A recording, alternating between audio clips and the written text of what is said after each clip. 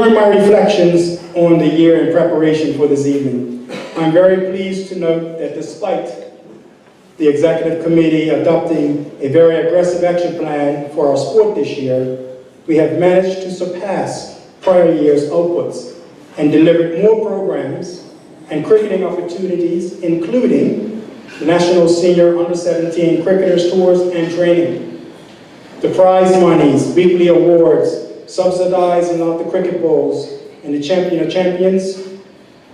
They are a big sponsor for DHL in achieving free shipping for our domestic players and clubs. 5 fully funded international opportunities for our local umpires. Scholarships for Lenani Nisbet, Delray Rollins, and Marcus Scotland. And of course, our biggest ever Hiscox Celebrity Festival, which was this year, with over 180 children participating. An amazing feat. More girls in cricket. Improving our infrastructure and facilities. The new matting at the Shelley Bay and facilities at the Work Academy. More youth programs and opportunities for children to enjoy our wonderful sport. An upcoming ICC Level 1 and 2 coaching courses, which begins next month. Nazari Painter and Share Smith, Shari Smith, to West Indies Under-19 competition. Fantastic. And of course, our focus for the board for this year was to get more of an awareness out there on what we do as cricket and administrators of cricket. Extensive marketing and consistent media exposure of our sport was achieved. I'm especially proud to see the validation of our outstanding youth program and academy development with the signing of our very own Delray Rollins to Sussex County Cricket Club. Delray is the first ever homegrown player to ever reach this milestone, and we trust that he will be the first of many more to come. His selection to the England Under-19 program further highlights the progress he has made from the days when he played as a 9-year-old boy in the Hiscox Under-11 League. A true testament to the hard work of all the coaches that have shaped his game over the last 10 years and his undoubted dedication to our great sport. He deserves a round of applause. An amazing feat. Grace stole much of my speech, but I'll continue. As Junior Minister for Social Development and Sports, it is an honor for me to be here this evening to join you, the cricket community, in celebrating the achievements made in cricket, one of our 2 national sports in 2016.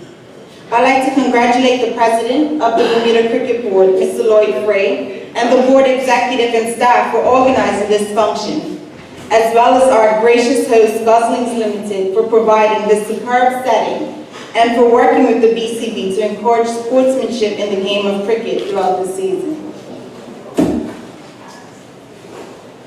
I also wish to recognize the sponsors of BCB's senior domestic programs, including Logic Communications, Belco, and Game Time.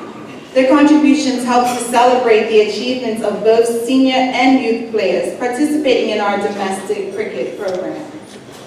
The Ministry of Social Development and Sports, through its national sports policy, recognizes the major role that sports can play in building the character and developing the healthy culture. Cricket in particular is a sport that promotes values such as teamwork, respect, fairness, and sportsmanship. As a ministry that works to strengthen the social fabric of our community, it is important that we empower our youth to embrace these laudable attributes so that our families and neighborhoods are strengthened. I congratulate all that have participated during this year.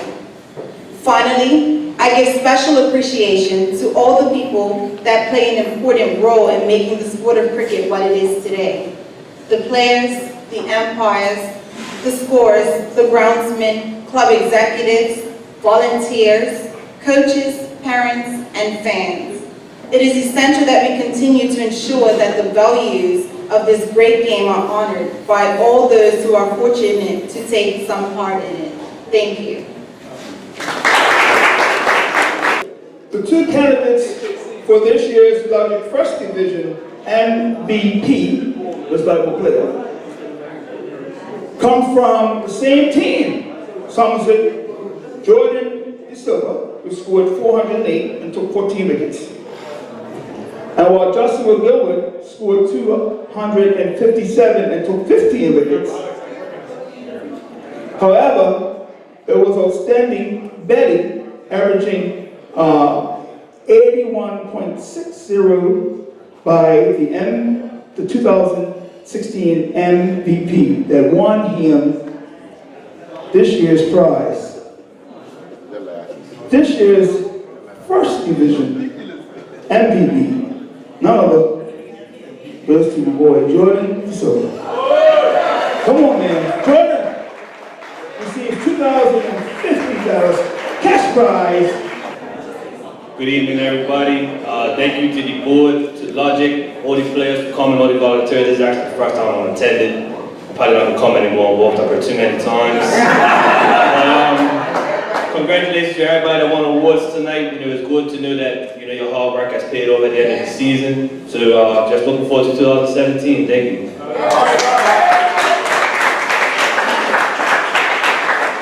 All right, that was the first division. Well, next we got the Premier Division.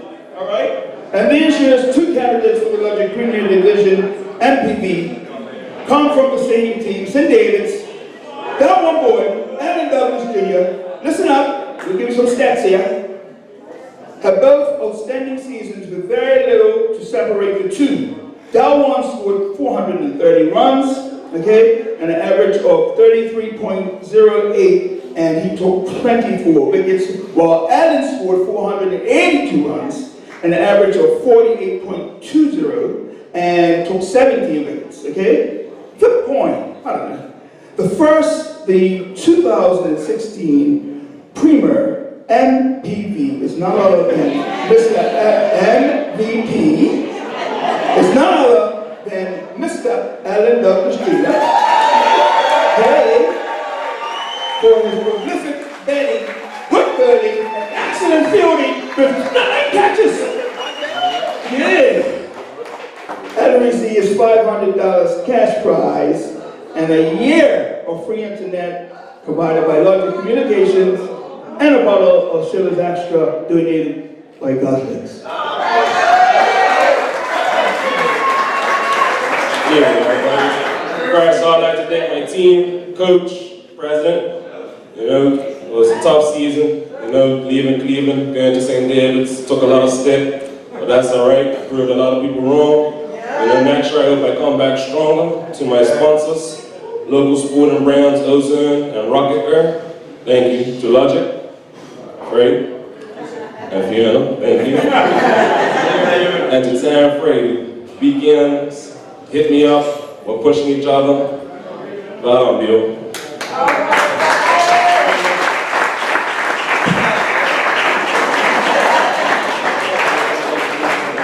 Ladies and gentlemen, I certainly appreciate everything that has been said. Right, and as I said, I did my best to try to prove worthy of the game called cricket. Inasmuch as my father was captain, long before me, of course, and a great uncle who was classified as being the best wicketkeeper in Bermuda at the time, so much against Australia, when played such a great game again that they want to take him right back to Australia. And he in turn told me, and I think you might, especially some of the cricketers, he says, I'm bearing on you. Just before the cup match in 1951,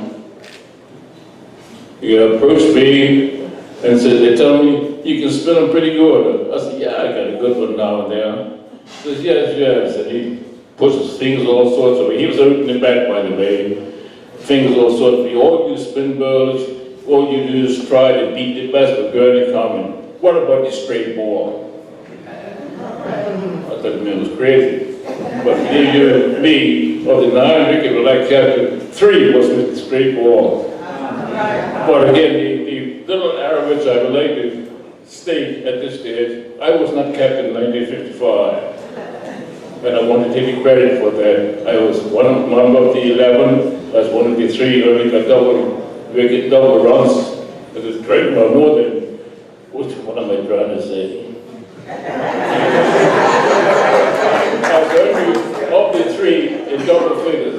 One, Buster Smith scored 34, Senator Smith 30, and me 14 out of the 110.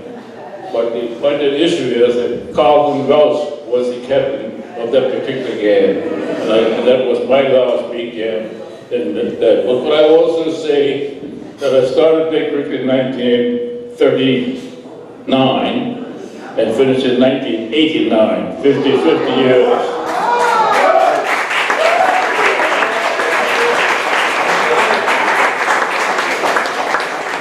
Of course, I had a few ups and downs taken here and there.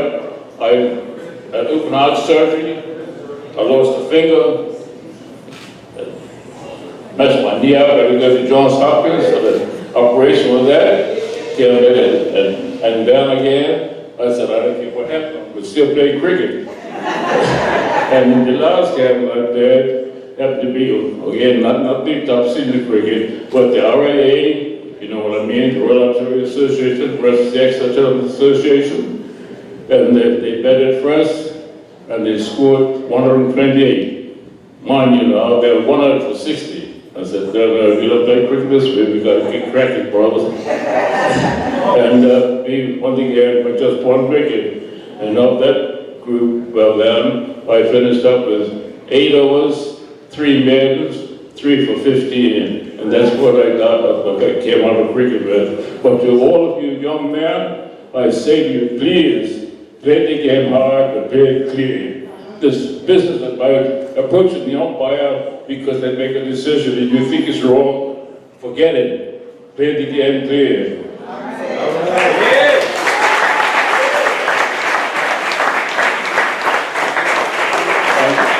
And I would say to you all, thank you so very much for inviting me here. This is certainly beyond my great dream. And with this honor you, the person of me, and you, the lady, you, sir, again, I thank you.